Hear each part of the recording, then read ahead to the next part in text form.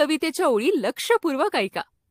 गोरी गोरी पान फुलासारखी छान, दादा मला एक वहिनी आण. ऐकल्यात ना ओळी? आता मला तुम्ही सांगा की ओळीत कोणाचे वर्णन केले गेले आहे वा कोणाची तुलना केली गेली आहे? वहिनीचे ना? अगदी बरोबर. आता मला सांगा की वहिनी कशासारखी छान आहे, म्हणजे वहिनीची तुलना कशाशी केली गेली आहे? अगदी बरोबर. वहिनी फुलासारखी छान आहे. येथे वहिनीची तुलना फुलाशी केली आहे. आता मला सांगा की वहिनी व फूल यात समानता दर्शवणारा गुण कोणता आहे? ओळखा बरे.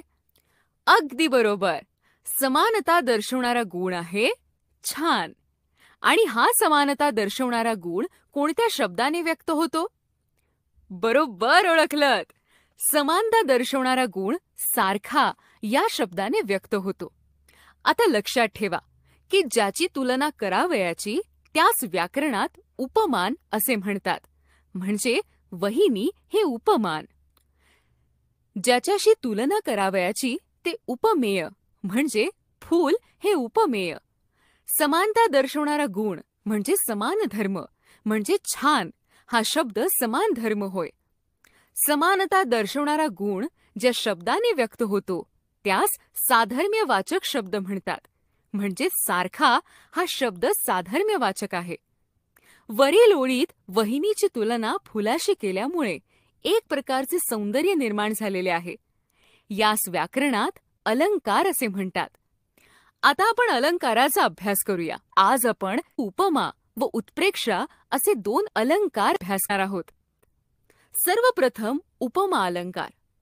हा अलंकार ओळखण्याची महत्वाची निशाणी म्हणजे वाक्यात वा काव्य ओळीत सम, समान, सारखे, वाणी, जैसे, तैसे, प्रमाण, सदृश्य, परी हे साधर्म्यवाचक शब्द येतात. या शब्दांनी दोन वस्तूतील साम्य दाखवले जाते. उदाहरणार्थ, सावळाच रंग तुझा पावसाळी नभापरी.